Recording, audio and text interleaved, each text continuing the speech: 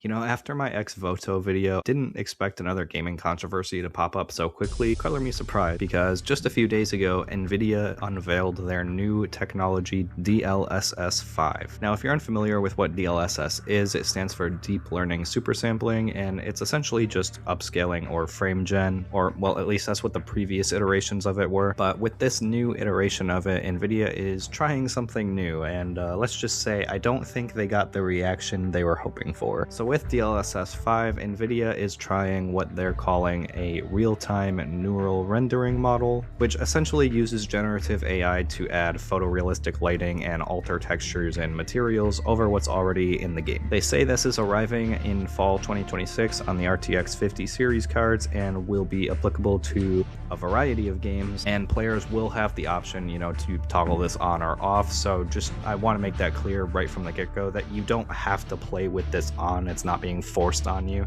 but I do think that there are still some valid concerns and criticisms of it. And so today I just kind of wanted to share my thoughts on it. So rather than just describing what it does, I figured it'd just be better to show you guys, even though you've probably already seen it, let's be honest, because I don't think words can do it justice. But they showed it off with a few games, namely Resident Evil, FIFA, I think Hogwarts Legacy, and Starfield. And one of the things you'll notice, like almost immediately with these examples, is just how much it changes the character models. I don't know if you've ever generated an image in ChatGPT or Grok or Midjourney and asked it to create a person. This is pretty much what it looks like. It's just kind of generic AI slop. It's almost like they've had several Instagram filters applied. I don't know, just the whole effect on the character models with this technology looks completely awful to me, with probably the worst examples being the Resident Evil ones. I feel like it completely changes how Grace and Leon look, especially Grace. I mean, she goes from kind of looking like, just a normal reporter walking through these rainy streets of Renwood, and then you turn on the DLSS 5 version and she's just like this completely yassified version of herself, like she belongs on some reality TV show. I don't know, it just looks completely ridiculous to me. I feel like it also just completely removes the expression that's on the characters. Like, I don't know, I don't think there was anything wrong with how Grace looked. I don't think we needed to apply these AI slop filters to her. I played through Resident Evil Requiem like 3 times now, and not once did I ever think, what Grace really needs is some more makeup. I don't know, I think she's got some more pressing issues going on, but maybe that's just me. Same for the Leon example, although I don't really have much else to say on it other than, like, why are we doing this to him? I don't understand. And I'm gonna be completely honest about the FIFA example.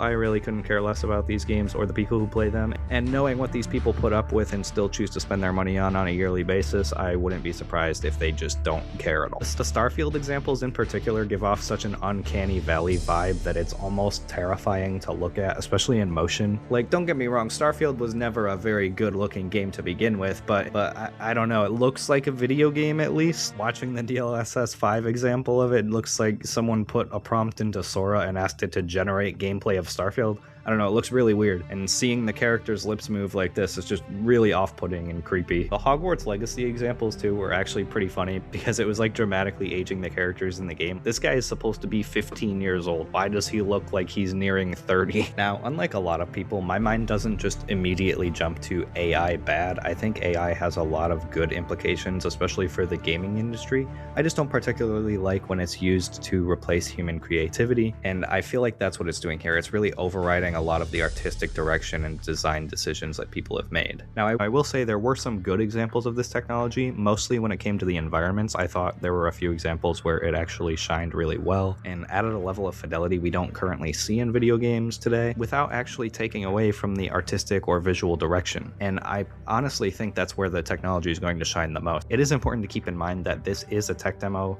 and developers will have full control over how this is implemented in their individual games. That's a point that devs like Bethesda and even Nvidia themselves have really tried to stress, but I do think the concerns around it are still valid and understandable, and I do share a lot of them myself. It is also really funny to see the Nvidia CEO respond to the criticism and just tell people they're wrong. Like, it's an opinion. We think it looks like trash. How can that be wrong? I don't know. They do really seem to be going hard on reiterating the fact that it does not change the artistic control of the developers, which I beg to differ in some of these examples. It definitely overrides the art direction and the art style, but like I said, there were also plenty of good examples, namely mainly when it came to the environments. Overall, I think this is a technology that we're going to kind of have to wait and see how it's implemented and how it's used before we can really decide like whether it's a good thing or a bad thing. And I'm kind of falling somewhere in the middle. Like if it helps game developers with fidelity for environments, I'm all for that, but I also don't want it making decisions on like an art style and artistic vision level and completely overriding the original artist's intent. I think it's important to remember too that a lot of game studios stress the fact that achieving these high levels of fidelity is what takes them so long in game development sometimes. Whether or not that's true, that's to be debated, but I think there is a lot of potential for AI tools to streamline development and make things easier for developers so they can focus on the parts that we actually care about. Again, like I said, definitely have to wait and see how this is actually used in practice. Sounds like we'll be able to get our hands on it later this year, so fingers crossed that they make all the right changes and this works out for the better, but I wouldn't hold your breath on that. I think that's going to be all my thoughts on the DLSS 5 situation though. It's still kind of early days, and until we get our hands on it, I don't really have a lot to say other than I think the character models look awful. I think some of the environments look good, so I'm kind of somewhere in the middle. But what about you? What do you think about the DLSS 5 situation? Do you think this is going to be overall a positive or negative for the game industry and developers in general? Be sure to let me know your thoughts in the comments below, and with that said, I will see you all in the next video.